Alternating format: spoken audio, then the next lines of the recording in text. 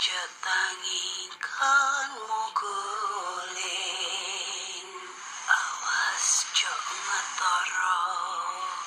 Aku lagi bang wingo. Jin setan kang tak utusi, dadyo sembarang, wojo layu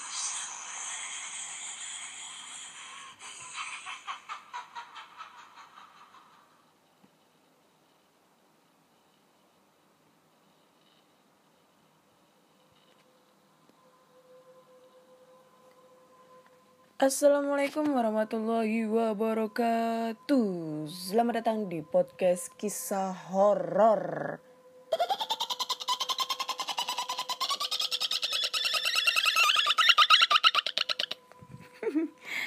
Oke, masih bersama dengan Ana di sini yang akan membacakan cerita horor atau email berhantu yang sudah dikirimkan teman-teman melalui podcast kisah horor @gmail.com ataupun di DM Instagram Ana Olive atau DM Instagram podcast kisah horor.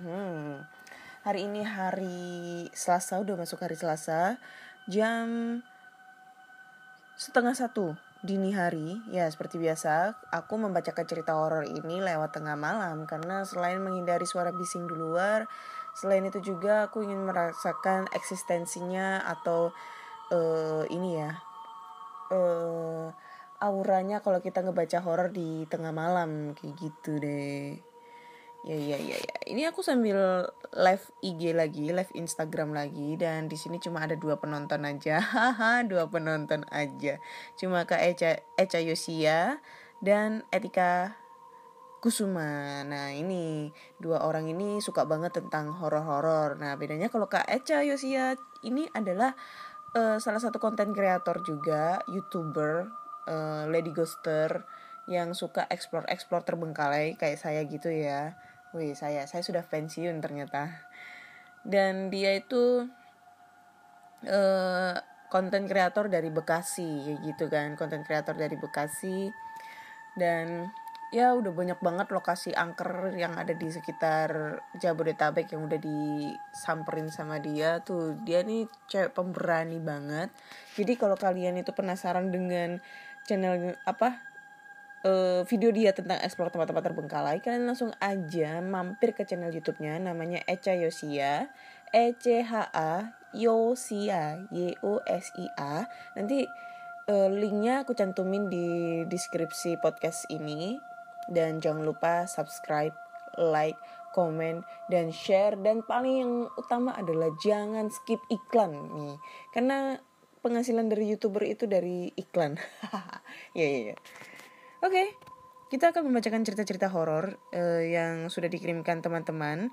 Dan ini udah banyak banget. Secara aku tadinya itu gak mau ngebacain hari ini ya, karena capek banget. Tapi udah banyak banget yang nge-DM aku, udah banyak yang nge-email aku untuk segera dibacakan ceritanya, pada protes semua. Oke, langsung aja kita bacakan ceritanya. Yang cerita pertama itu datang dari DM Instagram. Ntar aku buka dulu ya DM Instagram aku. DM Instagram. Kok susah?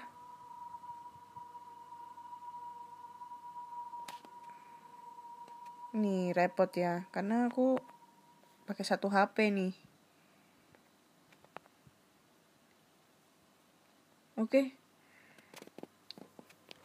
Ini bisa nggak ya? Oh, sebentar ya guys. Ini dia udah bisa. Yang pertama kita bacakan dari DM Instagram. Loh, mana DM-nya? Udah dihapus ya sama dia ya?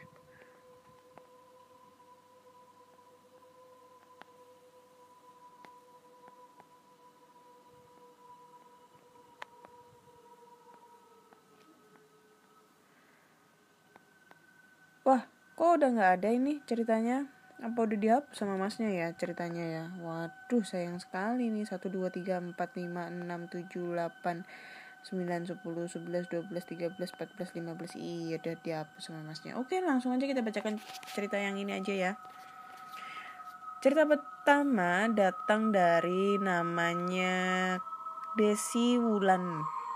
Desi bulan 12. Oke, langsung aja kita bacakan ceritanya. Assalamualaikum Kak, saya Desi dari Aceh. Wow, jauh Aceh. Mau cerita pengalaman yang pernah Desi alamin. Jadi dulu itu Desi kerja di satu toko kue sebagai baker, atau bisa disebut pembuat kue ya, yang buat kue.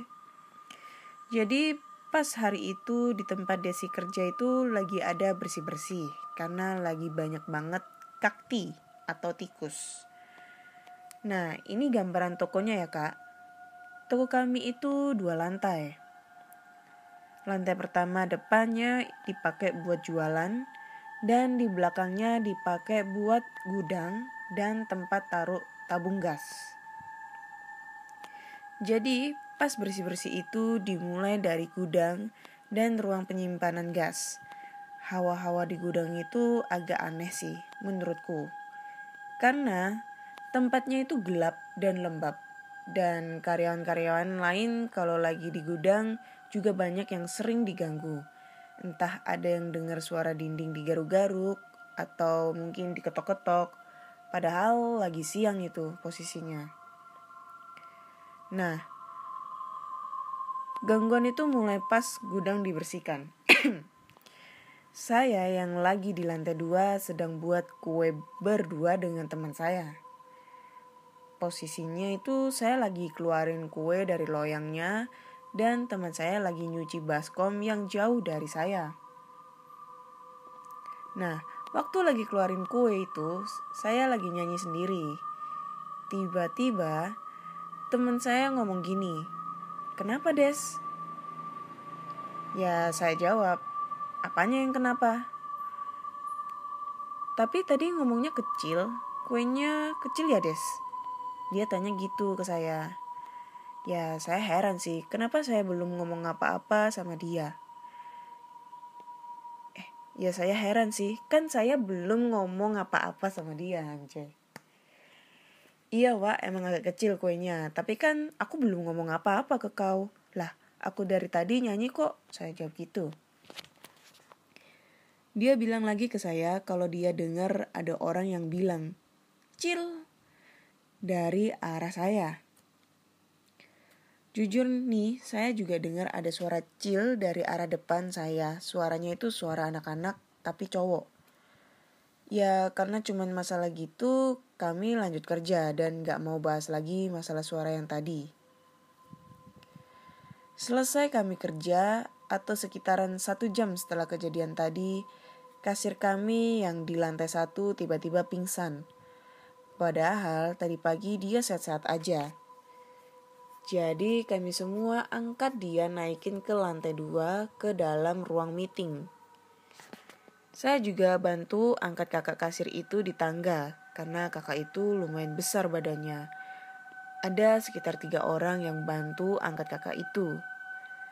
Di tangga waktu saya lagi bantu angkat kakak itu, tiba-tiba kaki saya kayak ada yang narik gitu. Cuma keburu saya sentak-sentak kaki karena udah berat angkat kakak kasir yang pingsan tadi. Sampai di ruang meeting, kakak kasir itu tidurnya pas di pangkuan saya. Kawan-kawan yang lain pada sibuk kusuk kakak itu, ada yang sibuk kasih minyak putih. Pokoknya semua karyawan pada ngumpul deh di situ. Gak lama kakak itu sadar tapi masih linglung gitu. Dan gak lama dia nangis-nangis gitu deh. Karena dia nangis-nangis, saya langsung peluk dia. Karena kan saya paling dekat posisinya dengan kakak itu. Nah, saya gak sadar lagi abis peluk kakak kasir itu. Saya sadar pas saya udah di rumah. Kata kawan kerja saya juga ikutan nangis. Siap peluk kakak kasir itu, tapi saya nangisnya kayak anak kecil. Kesurupan. Kawan saya bilang kakak kasir itu kesurupan perempuan Cina. Dan yang masuk ke saya itu sosok anak-anak cowok yang umurnya sekitar 5 tahun. Perempuan Cina itu sedih, marah, karena tempat dia diganggu atau dibersihin gitu. Dan sosok anak kecil yang masuk ke saya itu anak dari korban bencana tsunami dulu. Dari hari itu saya sering banget ngeliat sosok anak cowok itu main di dapur tempat saya kerja.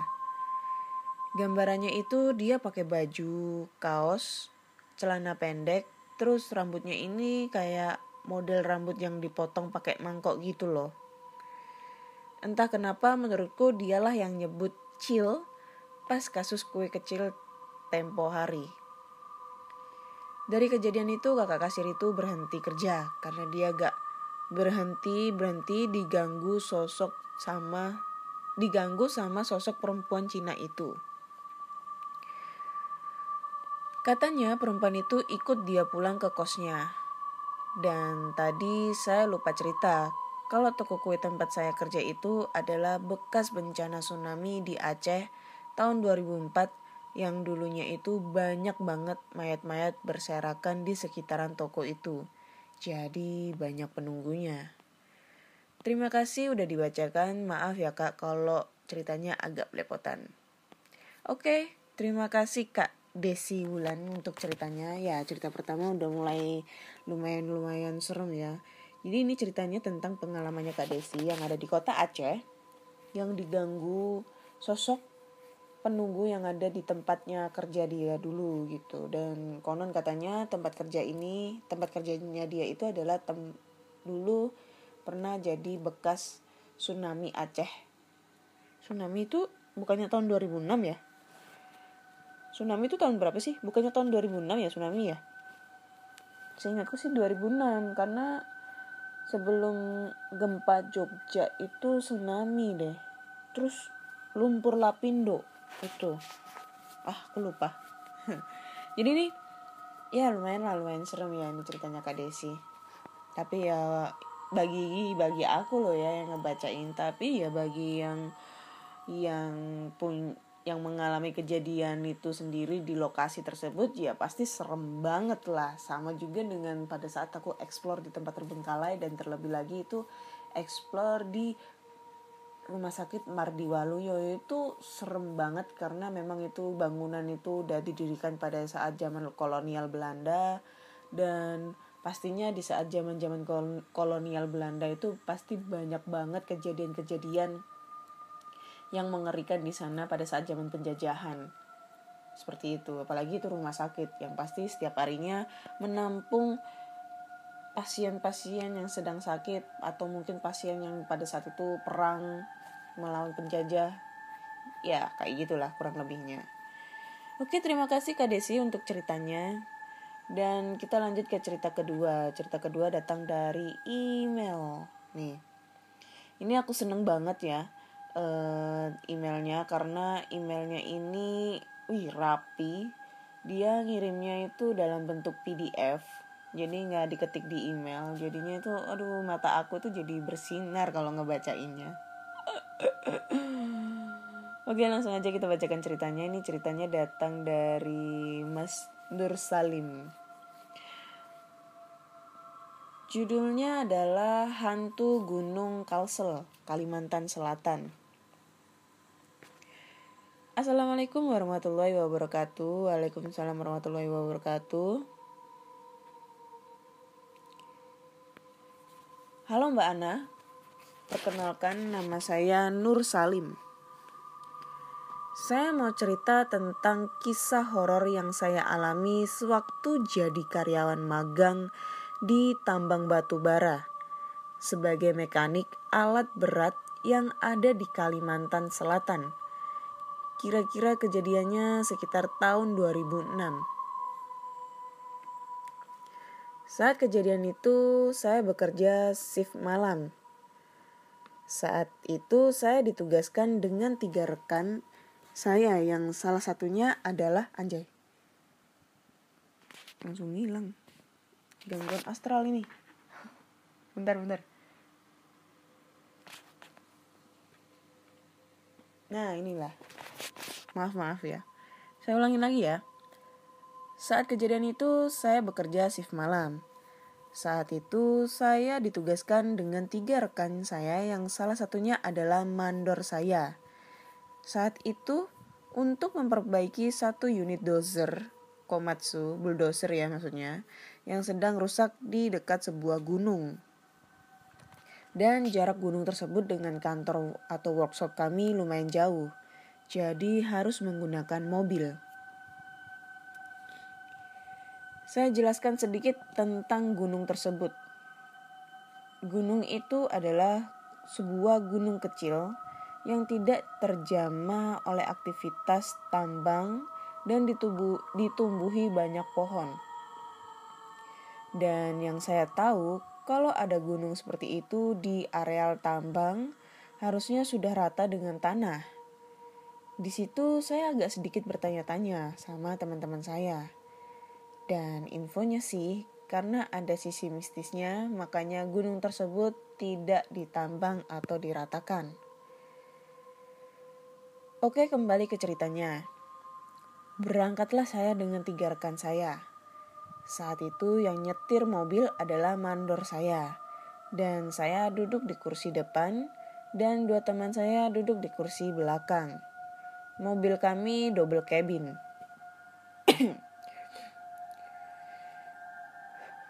Saat sudah sampai di lokasi, tepatnya di kaki gunung tersebut, kondisi area sangat gelap. Tidak ada penerangan sama sekali. Hanya diterangi oleh cahaya bulan dan lampu dari mobil kami. Suasananya pun sedikit mencekam karena sejauh mata memandang hanya gelap yang kami dapati.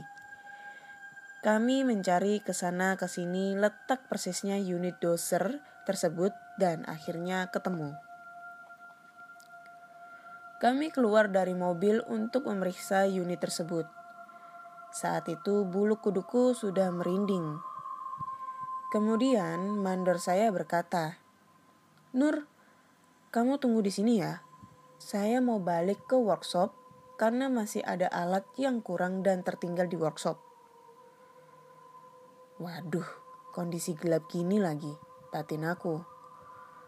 Lalu saya bilang ke mandor, "Jangan Dor, gelap ini.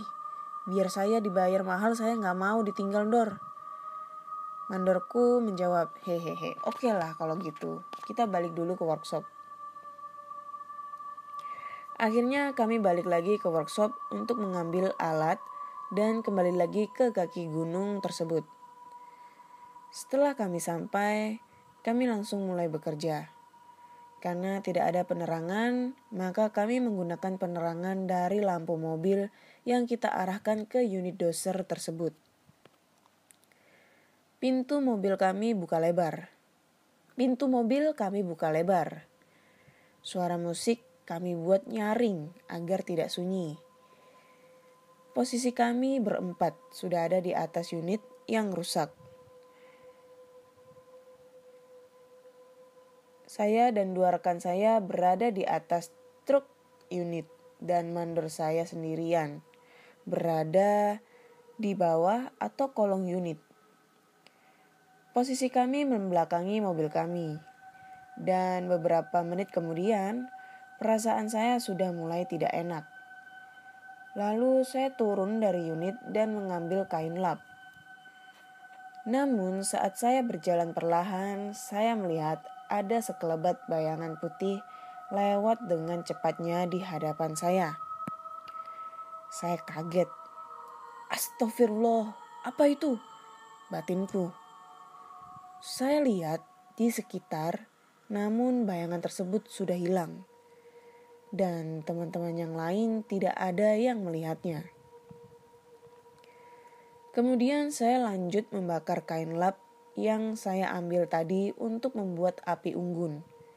Dengan harapan, api tersebut dapat mengusir hewan-hewan liar seperti ular dan juga rasa takut saya akan makhluk yang muncul tadi. Saya kembali lagi ke atas unit bersama 2 teman saya. Tiba-tiba bau busuk menyeruak. Saya lirik teman saya untuk menyuruhnya menoleh ke belakang. Namun kami semua ketakutan, tidak ada yang berani menoleh. dan saya memberanikan diri untuk menoleh ke arah mobil kami. Dan benar saja, saya melihat sesosok makhluk yang menyerupai manusia sedang berdiri tepat di samping pintu mobil yang terbuka. Bajunya warnanya putih, tapi seperti kena tanah dan lumpur, dan banyak darahnya. Tapi satu yang membuat jantungku mau copot. Sosok tersebut kepalanya terpisah. Tubuh di samping mobil, kepalanya ada di kap mobil. Astagfirullahaladzim. Buru-buru saya membalikan pandangan saya dan menutup mata saya. Kedua teman saya berbisik. "Ada apa, Nur?" "Gak apa-apa," ucap aku. Mandor saya yang sedari tadi ada di kolong unit menyuruh kami diam. "Hush, diam kalian." Kaminya terdiam saja selama setengah jam. Kemudian, saya menoleh kembali dan sosok tersebut sudah tidak ada. Mandor saya langsung menyuruh kami untuk kembali ke mobil dan langsung menuju kantor atau workshop. Kami buru-buru menyudahi pekerjaan tersebut. Dalam perjalanan menuju workshop, saya menanyakan ke mandor saya. "Mandor, tadi sampean gak ada merasa aneh gitu?" Mandor saya menjawab, "Saya juga lihat, Nur. Rupanya kami semua melihat sosok tersebut." Kemudian di dalam perjalanan kami melihat ada truk dari arah berlawanan. Namun karena mobil kami menggunakan lampu jauh, jadi truk yang ada di depan memberikan lampu dim. Kode kalau truk tersebut silau dengan lampu mobil kami. Dengan cepat mandor saya mengganti lampu jauh ke lampu dekat. Selang beberapa menit, mandor saya nanya ke saya, "Nur, kamu lihat gak truk tadi?" "Iya, saya lihat, Dor." "Kenapa emangnya, Dor?" tanya aku. "Kemana ya truk tadi?" kata mandorku. Lah, jadi setelah mandorku merubah lampu jauh ke dekat, truk tersebut langsung hilang. Kalau lewat kan kita langsung berpapasan nih. Lampu truk tersebut terang kok. Tapi kemana ya truk tersebut? Malam itu kerjaan kami selesai sampai di situ. Kemudian saya pulang ke mes saya dan langsung tidur. Dalam tidur saya bermimpi ketemu kembali dengan truk yang tadi malam menghilang. Namun saat mau berpapasan, ada sesosok makhluk yang loncat dari dalam truk seperti mau menerkam kami. Saya langsung seperti ketindihan, tidak bisa bergerak. Saat itu saya langsung baca-baca doa yang saya bisa dan alhamdulillah saya bisa bergerak lagi. Hanya saja saat itu juga saya langsung jatuh sakit selama seminggu. Demikian Mbak Ana, mohon maaf kalau tidak seram atau kepanjangan, silahkan saja diedit. Terima kasih sudah mau dibacakan. Assalamualaikum warahmatullahi wabarakatuh. Waalaikumsalam warahmatullahi wabarakatuh. Terima kasih ya buat Mas Nur Salim untuk ceritanya.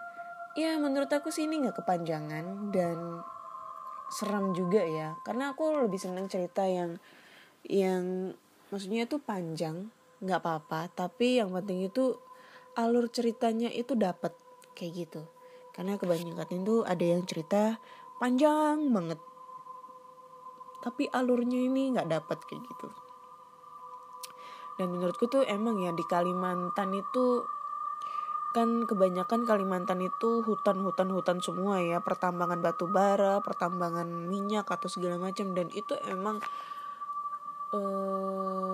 bisa dikatakan serem gitulah tempatnya, lokasinya, apalagi yang berada di lokasi pedalaman ya, itu serem banget karena selain jarang ada penduduk di sana juga kerawan akan binatang buas dan lokasinya itu sunyi, hutan-hutan tok, dan ya Kalau malam itu bisa kalian rasakan esensinya untuk aura-aura negatifnya atau aura-aura horornya kayak gimana. Ya, sama aja kalau kita pergi ke desa ya. Kalian pergi ke wilayah yang sekiranya itu menurut kalian itu masih pedalaman banget lah. Contoh aku punya nih desa di daerah Jogja. Nah, itu lokasinya itu masih banget area pedalaman dan jauh dari kota. Dan kalau udah jam 7 malam itu udah lokasinya tuh sepi dan gelap. Itu kerasa banget horornya kayak gimana itu kerasa banget gitu loh. Serem-seremnya itu kayak gimana itu kerasa. Apalagi waktu kalau sekarang kan masih udah ada kamar mandi ya di setiap rumah karena ada bencana gempa dulu di Jogja, akhirnya semua rumah dirombak jadi lebih baik. Tapi kalau sebelum ada gempa itu dulu itu kalau kita mandi ataupun mau beol sekalipun itu mau nyuci baju itu ke kali. Jadi kita nggak bisa kebayangin ya di saat tengah malam lagi kebelet pup dan mau nggak mau harus ke sungai, ke kali untuk mengeluarkan sisa-sisa kotoran makanan yang ada di dalam tubuh itu. Itu aku udah pernah ngalamin bolak-balik dan ya gitu deh, seremnya kerasa banget. Coba aja rasain aja kalau kalian pulang ke area-area tersebut atau mungkin kalian main gitu ke area tersebut tuh rasakan esensi ceritanya gitu. Halo Bang Ganas Joker, iya nih aku lagi bikin podcast di Spotify aku gitu. Ini Bang Ganas Joker adalah salah satu konten kreator explore juga. Dia mukanya dicoret-coret kayak Joker dan suka ketawa kayak Joker, ya namanya juga Joker ya. Dan dia ini idola para ciwi-ciwi masa kini. Wih, mantap, ciwi-ciwi masa kini. Dan kontennya itu serem-serem juga sih ya, lebih sereman Bang Joker dibandingkan aku bikin konten ya. Kalian bisa langsung aja mampir ke channel YouTube-nya Joker Ganas yang ada di YouTube. Jangan lupa subscribe, like, comment, dan share. Mantap. Oke, kita lanjut ke cerita terakhir ya, cerita ketiga. Cerita terakhir, cerita ketiga nih ya. Kita langsung aja bacakan ceritanya. Nah, ini. Nih, judulnya adalah Hantu Perawat. Hai Kak Ana, hai juga. Ini aku Rahel yang akan bercerita. Kejadian ini dialami oleh salah satu perawat laki-laki yang mendapat giliran tugas jaga malam di Rumah Sakit Umum daerah Semarang. Daerah Semarang, rumah sakit mana? Saat itu sekitar jam 11 malam, Mas Rian, sebut saja namanya begitu, biasanya keliling dari kamar ke kamar pasien untuk cek apakah pasien dalam kondisi stabil dan membuat laporan untuk diajukan ke dokter keesokan harinya. Hampir seluruh pasien di kamar lantai 1 tertidur pulas. Setelah menyelesaikan laporannya untuk pasien di lantai 1, Mas Rian berjalan menuju lift ke lantai 2 untuk memeriksa pasien di sana. Dalam perjalanan menuju ke lift, Mas Rian bertemu dengan perawat laki-laki yang sedang mendorong troli makan. Perawat tersebut entah kenapa berjalan pelan sekali. Mas Rian berusaha mendekati perawat tersebut. Wah, lumayan ada temennya nih, pikir Mas Rian. Halo Mas, mau kemana? Kok dorong troli makan? Bukannya jam makan pasien udah lewat ya dari beberapa jam lalu, sapa Mas Rian. Namun entah mendengar atau tidak, perawat asing ini hanya mengarahkan pandangan ke depan, sambil sedikit menyunggingkan senyum dan bergerak melangkah perlahan sekali. Berkali-kali Mas Rian berusaha mengajak perawat ini bicara, tapi tidak digubris. Oke lah, saya duluan aja ya. Saya buru-buru nih, selamat bertugas Mas. Dengan agak kesal, Mas Rian berkata demikian. Saat tanpa sengaja, mata Mas Rian melirik ke kaca jendela di ruangan yang mereka lewati. Betapa kagetnya Mas Rian saat menemukan bahwa hanya bayangan dia saja yang terpantul di cermin tersebut. Mas Rian kaget dan berusaha menutupi kepanikannya. Kalau setan ini tahu bahwa aku menyadari siapa dia sebenarnya, mungkin aku bisa dicekiknya di sini, pikir Mas Rian. Dan dengan gerakan yang santai dan seolah tidak terjadi apa-apa, Mas Rian berjalan cepat sambil berpamitan ke perawat asing tadi. Mas Rian ingin lari, namun sendi-sendi di lututnya terasa ngilu. Mas Rian seperti merasakan perawat tadi mengejarnya di belakang, namun tak punya keberanian untuk menoleh. Yang membuatnya semakin merasa takut adalah suara roda troli yang semakin lama semakin keras. Sepertinya perawat tadi tepat berada di belakang Mas Rian. Dengan gugup dan gemetar berkali-kali, dia memencet tombol lift. Setiap kali tombol lift dipencet, semakin dekat pula suara roda troli makanan itu di telinganya. Mas Rian menghambur ke dalam lift dan langsung memencet tombol naik saat pintu lift terbuka. Dan di saat pintu lift hampir menutup, kurang lebih masih terbuka 3 cm, Mas Rian berusaha mengintip dari dalam untuk melihat apakah yang tadi dialaminya nyata atau halusinasi. Mas Rian langsung tak sadarkan diri saat menemukan sepasang mata besar namun berjejer ke atas juga sedang mengintip ke dalam. Berjejer ke atas gini ya. Keesokan harinya Mas Rian minta segera dipindah tugaskan di rumah sakit tempat papaku bertugas. Maka dari itulah aku mendapatkan cerita ini. Thanks sudah dibacakan ceritanya Kak Ana. Oke, terima kasih Rachel untuk ceritanya. Iya, serem ini mah. Gak bisa dibayangin ya, rumah sakit adalah tempat yang paling horor yang sering kita alami ya. Entah itu rumah sakit terbengkalai, entah itu rumah sakitnya masih aktif, ya kan?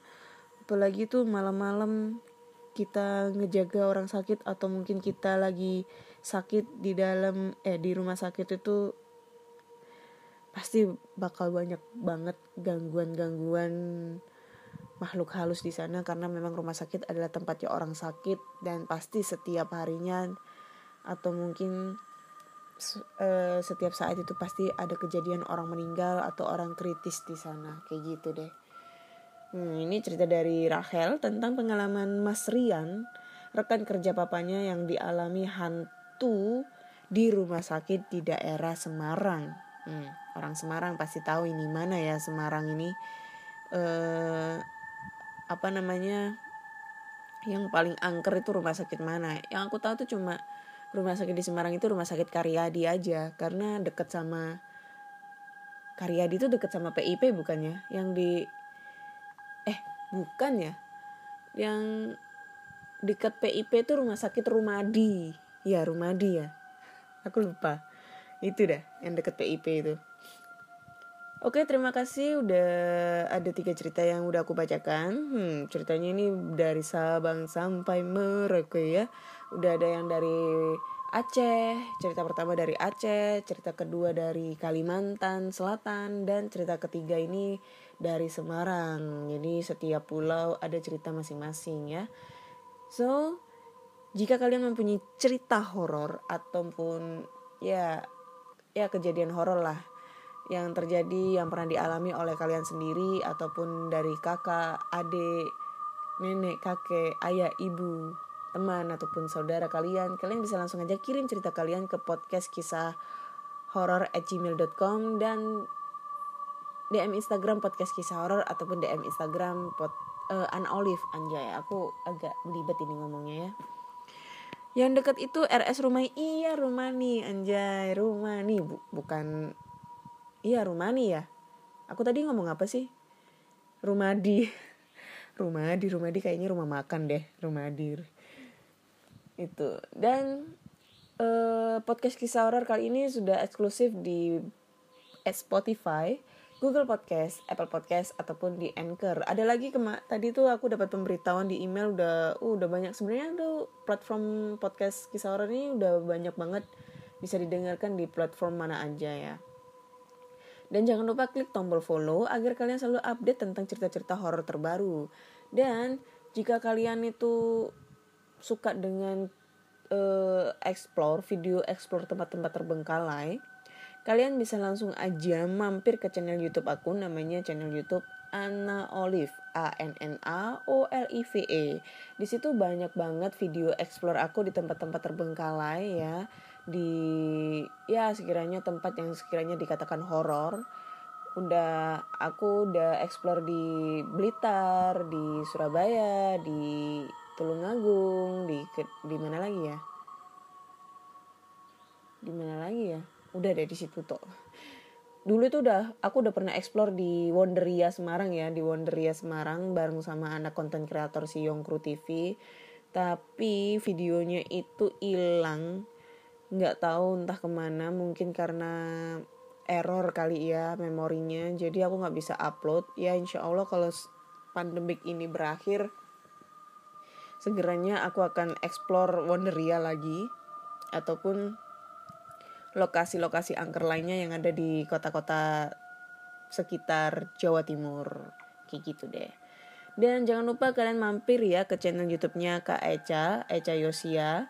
Dan karena itu channel YouTube sama dengan aku, Lady Ghoster, yang suka explore di tempat-tempat terbengkalai. Bedanya kalau Kak Echa ini masih aktif dan aku tuh udah pensiun ya. Ya bisa dikatakan vakum aja deh. Vakum, beristirahat dulu selama pandemik ini. Jangan lupa di subscribe, like, comment, dan share. Wih, mantap kan ya. Oke, terima kasih sudah mendengarkan podcast kisah horor kali ini di episode ke-35. Dan jangan lupa nantikan di cerita-cerita horor di episode berikutnya. Oke, terima kasih dan selamat malam.